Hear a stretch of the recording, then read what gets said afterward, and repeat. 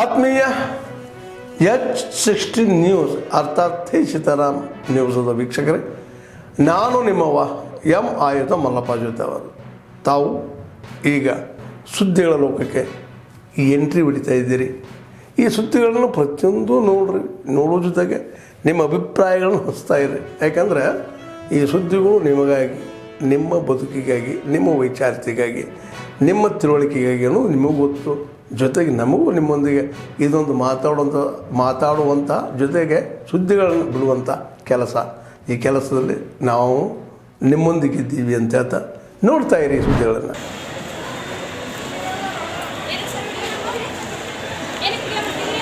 ನೀವು ಯಾಕೆ ವಿಡಿಯೋ ಮಾಡಬೇಡ್ರಿ ಅಂದ್ರೆ ಹೇಳ್ರಿ. ನೀವು ಯಾರು ನಮ್ಗೆ ಹೇಳೋಕ್ಕೆ ಬರ್ರಿ. ಜನಗಳ ಸಮಸ್ಯೆ ಗೊತ್ತಾಗಲ್ಲ. ನಾನು ವಿಡಿಯೋ ಮಾಡೋ ಸಮಸ್ಯೆ ನಿಮಗೆ ಕಾಣ್ತೈತಲ್ವಾ? ನಾನು ಸಮಸ್ಯೆ ಮಾಡೋದು ಕಾಣ್ತೈತಲ್ವಾ? ಹೌದು. ಯಾಕೆ ಮಾಡಬಾರ್ದಾ? ಅವ್ರು ಕಾಣೋದಿಲ್ವ ನಿಮಗೆ? ಇವ್ರು ಯಾರು ಕಾಣಲ್ವಾ? ಅರೇಂಜ್ ಮಾಡ್ರಿ ಮೇಡಮ್. ನಿಮ್ಗೆ ಆಗಿಲ್ಲ ಅಂತ ಹೇಳಿ ನಾನೇ DC ಮಾತಾಡ್ತೀನಿ. ಕರ್ಸಿ ಒಂದು 20-30 ಕಳ್ಸಿ. ನನಗೆಲ್ಲ ಬೇಕಾಗಿರೋದು ನನಗಲ್ಲ. ನೀವು ತಿಂಗಳ ಸಂಬಳ ತಗೊಳ್ತಿರಲ್ಲ, ಆ ಸಂಬಳ ಜಮಾ ಆಗಕ್ಕೆ ಇವರೆಲ್ಲ ದುಡ್ಡು ಕೊಡ್ತಲ್ಲ, ಅವ್ರಿಗೆ ಬೇಕಾಗಿರೋದು ನನಗಲ್ಲ. ಮತ್ತೆ ಬಿಡಿ, ಸಮಸ್ಯೆಗೆ ಹೇಳ್ತಿರೋದು. ಸಮಸ್ಯೆ ನಮ್ಗೆ ಬಂದಿರೋದವರು. ನನ್ಗೆ ಯಾಕೆ ವಿಡಿಯೋ ಮಾಡಬೇಡಿ ಅಂತೀರಾ? ನನ್ಗೆ ಯಾಕೆ ವಿಡಿಯೋ ಮಾಡಬೇಡಿ ಅಂತೀರಿ ನೀವು? ನನ್ಗೆ ಯಾಕೆ ವಿಡಿಯೋ ಮಾಡಬೇಡಿ ಅಂತೀರಿ ನೀವು? ನನ್ಗೆ ಯಾಕೆ ವಿಡಿಯೋ ಮಾಡಬೇಡಿ ಅಂತೀರಿ ನೀವು? ನೀವ್ಯಾರು ನನ್ಗೆ ಹೇಳಕ್ಕೆ? ನೀವ್ಯಾರು ನನ್ಗೆ ಹೇಳಕ್ಕೆ? ನೀವಲ್ಲ, ಅವರು.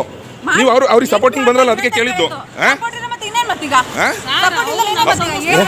ಅಂದ್ರೆ ಯಾಕೆ ಮಾಡಬಾರ್ದು ಅಂತ ಕೇಳಿದ್ಕೆ ಏನೀಗ ಮಾಡಬಾರ್ದಾ? ಅವ್ರು ಮಾಡಬೇಡಿ ಅಂತ ಹೇಳಿದಾರೆ, ರೆಕಾರ್ಡ್ ಇದೆ. ಅವ್ರು ಮಾಡಬೇಡಿ ಅಂತ ಹೇಳಿದಾರೆ. ಯಾಕೆ ಮಾಡಬಾರ್ದಾ? ನೀವ್ ಏನ್ ಮಾಡಿರೋ ಸುಮ್ಮನೆ ಇರ್ಬೇಕಾ? ನೀವು ಇಲ್ಲಿಬ್ರು ನಿಂತ್ಕೊಳ್ರಿ, ಅಲ್ಲೊಂದಿಬ್ರು ನಿಂತ್ಕೊಳ್ತಾರೆ, ಜನಗಳು ಹಿಂಗೆ ನಿಂತ್ಕೊಂಡಿರ್ಲಿ. ಕರ್ಸಿ ಮತ್ತೆ ಆ ಜವಾಬ್ದಾರಿ ಇದ್ರೆ ಕರ್ಸಿ. ಆ ಜವಾಬ್ದಾರಿ ಇದ್ರೆ ಕರ್ಸಿ. ಮೇಡಮ್ ಅವರೇ ಕೇಳ್ರಿ. ಕರ್ಸಿ ಮೇಡಮ್ ಅವರೇ.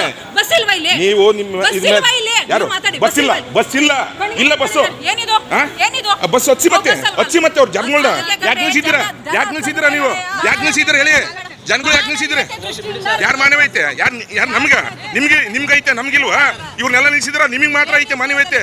ನಾವು ಇಲ್ಲಿ ಕೇಳ್ತಿದೀವಲ್ಲ, ನಮಗೆ ಮಾನವೈತೆ ಇಲ್ವಾ? ನಮ್ಗೆ ಮತ್ತೆ ಕಳ್ಸಿ. ಅವೆಲ್ಲ ಆಕ್ಷನ್ ಬೇಡ. ಯಾರು ನಾನು ಪಬ್ಲಿಕ್ ಮಾತಾಡ್ತೀನಿ. ನಿಮ್ ಕೆಲಸ ನೀವು ಮಾಡಿ. ನೀವು ನನ್ನೇ ಕೇಳ್ಬೇಕಾಗಿಲ್ಲ. ನಾನು ನಿನ್ಗಲ್ಲ. ನೀವ್ ಯಾಕೆ ನನ್ ಮಾತಾಡ್ಸಿದ್ರಿ? ನಾನು ಮಾಡದೆ ನನ್ನ ಕೆಲಸ ನಂದು. ಅವೆಲ್ಲ ಕೈ ಎಲ್ಲ ಆಕ್ಷನ್ ಬೇಡ. ನಿಮ್ ಕೆಲಸ ನೀವು ಮಾಡಿ. ಹೌದು. ಯಾರು ಹೌದಾ? ಕಸ ಹಾಕಿದ್ರಲ್ಲ, ಬರೀ ಅದು ರೆಸ್ಪಾನ್ಸಿಬಲ್ ಅಲ್ವಾ ನಿಮ್ಗೆ? ಕಸ ತೋರ್ಸನ ಅದಕ್ಕೆ ರೆಸ್ಪಾನ್ಸಿಬಲ್ ಇಲ್ಲ. ಜನ ನಿಂತಿರೋ ರೆಸ್ಪಾನ್ಸ್ ಇಲ್ಲ. ನೋಡಮ್ಮ, ನಿನ್ ಕೆಲಸ ನೀನ್ ಮಾಡಿ ಹೋಗಿ. ನೀನ್ ನನ್ಗೇನು ಹೇಳಕ್ ಹೋಗ್ಬೇಡ. ನೀನು ಹೇಳಂಗಿಲ್ಲ. ಹೋಗ್ ಕೆಲಸ ಮಾಡೋ ನೀನು. ನನ್ಗೆಲ್ಲ ಹೇಳೋದ್ ನೀನು. ಹೋಗಲ್ ನೀನ್ ಕೆಲಸ ಮಾಡೋ ನೀನು. ನನ್ಗೆ ಹೇಳ್ಬೇಡ. ಜನಗಳಿಗೆ ಕೆಲಸ ಮಾಡಿ ಹೋಗ್ ಫಸ್ಟ್. ಮತ್ತೆ ಹೋಗೋ ನೀನು. ನಿನ್ ಕೆಲಸ ಮಾಡ್ಕ. ನೀನ್ ಯಾರು ನನ್ ಕೇಳಕ್ಕೆ? ನೀನ್ಯಾರು? ಏನ ನಾನು ಮತ್ತೆ ಪದ ಬಳಸಿದ್ರೆ ಮತ್ತೆ ಬೇರೆ ಇರ್ತೈತೆ. ನೀವೇನ್ ನಂಗೆ ಮಾತಾಡೋದು? ಯಾರು? ಯಾವನಂತ ಹೆಂಗಂದೆ ನೀನು? ಇಲ್ಲಿ ರೆಕಾರ್ಡ್ ಐತೆ. ನಾನು ಪಬ್ಲಿಕ್ಕು. ನಾನು ಏನ್ ಮಾಡ್ಬೇಕಂತ ನನಗೆ ಗೊತ್ತಿದೆ. ಯಾರ ಏನ ನೀವ್ಯಾಕೆ ನನ್ ಕ್ವಶನ್ ಮಾಡಿದ್ರಿ? ಕಂಪ್ಲೇಂಟ್ ಕೊಡ್ರಿ. ಹೋಗಿ ಸ್ಟೇಷನ್ ಅಲ್ಲಿ, ಟೌನ್ ಸ್ಟೇಷನ್ ಅಲ್ಲಿ ಕಂಪ್ಲೇಂಟ್ ಕೊಡಿ. ಹೋಗಿ ಟೌನ್ ಸ್ಟೇಷನ್ ಅಲ್ಲಿ ಕೊಡೋಗಿ ಹೋಗಿ ಟೌನ್ ಸ್ಟೇಷನ್ ಅಲ್ಲಿ ಮಾತಾಡ್ಕೊಂತೀನಿ. ಹೋಗಿ ಕೊಡೋಗಿ ಹೋಗಿ. ಈಗಲೇ ಬನ್ನಿ. ಹೋಗಿ ಕೊಡೋಗಿ. ನಾನು ಬರ್ತೀನಿ. ಆಧಾರ್ ಕಾರ್ಡ್ ತಗ ಬರ್ತೀನಿ. ಹೋಗಿ ಕೊಡೋಗಿ. ಯಾರು? ನಾವು ಇಲ್ಲಿ ಜನ ನಿಂತಿರೋ ಕೇಳ್ಬಾರ್ದು. ನಮ್ ತಪ್ಪ? ಇಲ್ಲಿ ನಿಂತಿರೋ ಕೇಳಿದ್ರೆ ನಮ್ ತಪ್ಪ? ಸುಮ್ಮನೆ ಇಲ್ಲ, ಮಾತಾಡ್ಲಿ ಬಿಡಿ. ಅವ್ರೇನೋ ರೂಲು ಎಲ್ಲ ಕೇಳ್ತಾರಲ್ಲ, ಬರ್ಲಿ ಮಾತಾಡ್ಲಿ. ಯಾವನು ಅಂತಾರಲ್ಲ, ಅದಕ್ಕೆ ಉತ್ತರ ಕೊಡ್ಸಣ್ಣ. ಯಾವನು ಅಂತಾರಲ್ಲ, ಐತಿಲ್ ಉತ್ತರ ಕೊಡ್ಸಣ್ಣ. ಆಯ್ತು ರೀ, ಕಳಿಸ್ತೀವಿ. ಇನ್ನೊಂದ್ಸರಿ ಹೇಳಿ. ನಾನು ಹೇಳಿಲ್ಲ ನಿಮ್ಗೆ. ನೀವ್ ಹೆಂಗ್ ಕೇಳಿದ್ರಿ ನಮ್ಗೆ?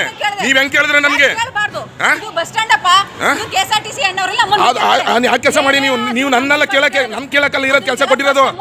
ಹೋಗಿ ನನ್ನೆಲ್ಲ ಕೇಳೋದು. ನೀವು ಹೋಗಿ ನಿಮ್ಮ ಆಫೀಸರ್ ಕೇಳಿ. ನೀವು ಆಫೀಸರ್ಗೆ ಹೇಳಿ.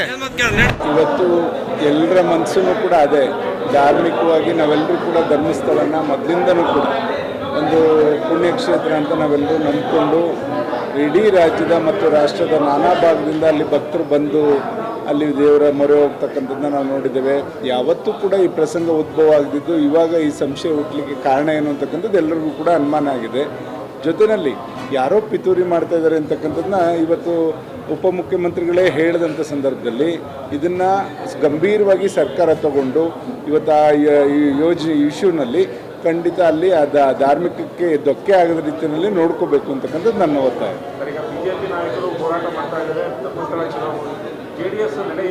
ಇಲ್ಲ, ನಮಗೂ ಅದು ಈಗ ಎಲ್ರದ್ದು ಒಂದೇ, ನಮ್ದೆಲ್ಲರೂ ಕೂಡ ಧರ್ಮಸ್ಥಳ ನಮ್ಮ ಪುಣ್ಯಕ್ಷೇತ್ರ, ಆ ಕ್ಷೇತ್ರದಲ್ಲಿ ಆ ಥರ ಆಗಲಿಕ್ಕೆ ಕಾರಣ ಸಾಧ್ಯ ಇಲ್ಲ ಅಂತಕ್ಕಂಥದ್ದು ಎಲ್ರಿಗೂ ಕೂಡ ಸ್ಪಷ್ಟವಾಗಿ ಗೊತ್ತಿದೆ. ಇದರಲ್ಲಿ ಏನೋ ಪಿತೂರಿ ಇದೆ ಅಂತಕ್ಕಂಥದ್ದು ನಮ್ಮೆಲ್ಲರಿಗೂ ಕೂಡ ಅನುಮಾನ ಇದೆ. ಅದನ್ನು ದಯಮಾಡಿ ಸರ್ಕಾರ ಕೂಲಂಕುಷವಾಗಿ ಪರಿಶೀಲನೆ ಮಾಡಿಸಿ ಕಾನೂನಿನ ರೀತಿಯಲ್ಲಿ ಅದರಿಂದ ಹೊರಬರೋ ರೀತಿಯಲ್ಲಿ ಭಕ್ತರಿಗೆ ಯಾರಿಗೂ ಕೂಡ ಆತಂಕ ಆಗದ ರೀತಿಯಲ್ಲಿ ನೋಡ್ಕೋಬೇಕು ಅನ್ನೋದು ನಮ್ಮ ಒಂದು ಒತ್ತಾಯ. ಬಹಳ ಕಷ್ಟ ಇದೆ ಕಾನೂನು ಒಳಗಡೆ ಅಂತ. ನಮ್ಮಲ್ಲಿ ಇವರೊಂದು ಸುರೇಶ್ ಬಾಬು ಅವರು ಇವಾಗ JDSನ ನಾಯಕರು ಹೇಳಿದ್ರು. ಇವತ್ತು ನಮ್ಮಲ್ಲಿ ಹೇಳ್ತೀನಿ, ತುಮಕೂರಿನಲ್ಲಿ ಕಾರ್ಪೊರೇಷನ್ ಜಾಗ 2 ಎಕರೆ ಪೋಡೆ ಆಗಿಲ್ಲ, ಏಕಾತ ಮಾಡಿ ರಿಜಿಸ್ಟರ್ ಮಾಡಿಸ್ಬಿಟ್ರು ಕಾಂಗ್ರೆಸ್ ಆಫೀಸ್ಗೆ 2 ಎಕರೆನ. ಎಲ್ಲಿ ಹೋಗ್ತಿದೆ ಇದು ಅಂತ. ಬೇರೆ ಬಡವರು ಕೊಡೋದಕ್ಕೆ 108 ಕಾನೂನುಗಳು, ಶ್ರೀಮಂತರಿಗೆ ಕಾಂಗ್ರೆಸ್ ಪಾರ್ಟಿಗೆ ಅಂತ ಹೇಳಿದ್ರೆ ಕಾನೂನೇ ಇಲ್ವಾ? ಲಾಠಿ ಬೀಸಿ ಎದುರಿಸಿ ಅದು ಪೋಡ್ ಆಗದಲ್ಲೇ ಇರೋ ಜಮೀನನ್ನ ತಗೊಂಡು ನಾನು 0 ಅವರ್ ಕೇಳಿದ್ದೇನೆ. ಅದನ್ನ ಮಾನ್ಯ ಸಭಾಧ್ಯಕ್ಷ ಅದಕ್ಕೆ ಅವಕಾಶ ಕೊಡಬೇಕು. ಇದನ್ನ ವಿಸ್ತಾರವಾಗಿ ಹೇಳ್ಬೇಕಿದ್ರೆ ಇದ್ರ ಮಧ್ಯ ನಾನು ಹೇಳಲ್ಲ, ಪ್ರಶ್ನೆ ಬಳಿ ಮಧ್ಯದಲ್ಲಿ ನಾನು ಹೇಳಲ್ಲ. ಅದಕ್ಕೆ ಕೃಷ್ಣ ಬೈರೇಗೌಡರು ಉತ್ತರ ಕೊಡಬೇಕು. ಪೋಡ್ ಆಗ್ದಲೆ, ಪಾಣಿ ಪೋಡ್ ಆಗ್ದಲೆ, ಮತ್ತೆ ಕಂದಾಯ ಸಚಿವರಿಗೆ ಉತ್ತರ ಕೊಡಬೇಕು. ಏನ್ ನಡೀತಿದೆ ಸಬ್ ರಿಜಿಸ್ಟರ್ ಆಫೀಸಲ್ಲಿ ಅಂತ. ಏನು ನಿಮ್ಗೆ ಇಷ್ಟ ಬಂದಂಗೆ ರಿಜಿಸ್ಟರ್ ಮಾಡುವಂತ ಕಾನೂನ ಸೃಷ್ಟಿ ಮಾಡ್ಕೊಂಡ್ಬಿಟ್ಟಿಲ್ಲ ನಿಮ್ಗೆ ಕಾಂಗ್ರೆಸ್ ಪಾರ್ಟಿ ಆಫೀಸ್ಗೆ. 100 ಅಲ್ಲ 1000 ಆಫೀಸ್ ಕಟ್ಸ್ಕೊಂಡು ನಮ್ದೇನಿಲ್ಲ. ಆದ್ರೆ ಬಡವ್ರಿಗೊಂದು ಕಾನೂನು ನಿಮ್ಗೊಂದು ಕಾನೂನು ಮಾಡಿದ್ರೆ ಹೇಗೆ ಅಂತ ಅನ್ನೋದನ್ನ ನೀವು ಉತ್ತರ ಕೊಡಬೇಕು ಕಂದಾಯ ಸಚಿವರು. ಸರಿ, ಆಮೇಲೆ ಕೊಡುವಂತ್ರಿ. ರಘುಮೂರ್ತಿ ಅವರು ಹೇಳಿ. ನಾಗಮೋಹನ್